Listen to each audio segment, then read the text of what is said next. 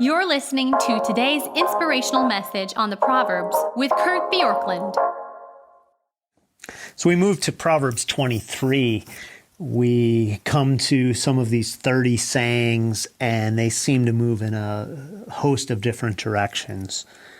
But as I read through this chapter and think through this chapter, what I'd like to do is point to a few things that this chapter basically says not to do. And the first thing is to not be fooled by generosity.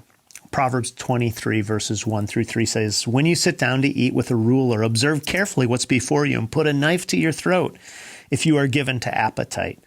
Do not desire his delicacies, for they are a deceptive food." And then Proverbs 23 verse 6 through 8 says, "Do not eat the bread of a man who's stingy, and do not desire his delicacies, for he is the one who is inwardly calculating. Eat and drink," he says to you, "but his heart is not with you. You will vomit the morsels you have eaten and waste your pleasant words." Yeah, everyone likes to be given things or invited to a delicious meal. We appreciate it when people are generous. However, not everyone is generous because they want to be generous. In other words, not everyone who is generous simply to be generous, but they are generous with strings attached.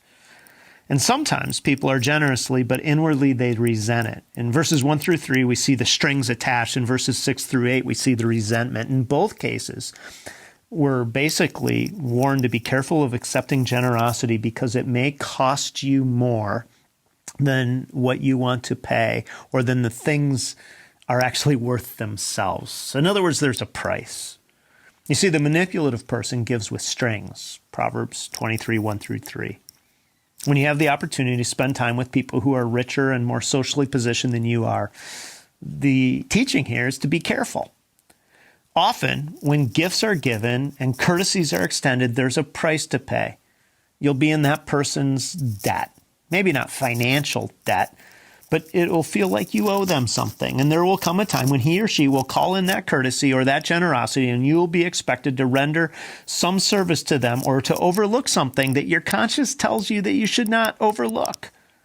So watch what you take, the word observe, and limit what you take. Put a knife to your throat so that you are not duped by their kindness.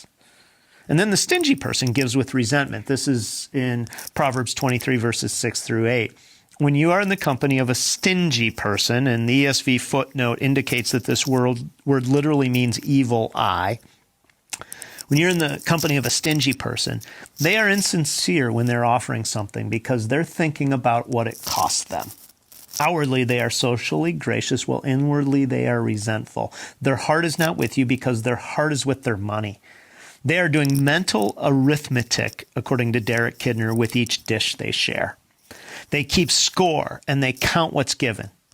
If you can avoid taking things from stingy people who only offer you something out of a social obligation because they will resent it later, you are being wise. So don't assume, basically today, that all generosity is good.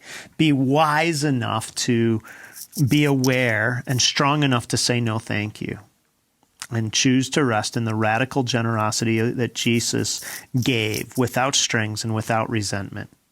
God is generous to his people without strings and without resentments. He has lavished grace upon those who trust in Jesus Christ. So today, be wise enough to see when somebody is manipulative and giving with strings, or stingy and giving with resentment. Thanks for joining us here today. There's a lot of great content to explore on Orchard Hill Plus and on the Orchard Hill main feed from the weekend. Have a great day.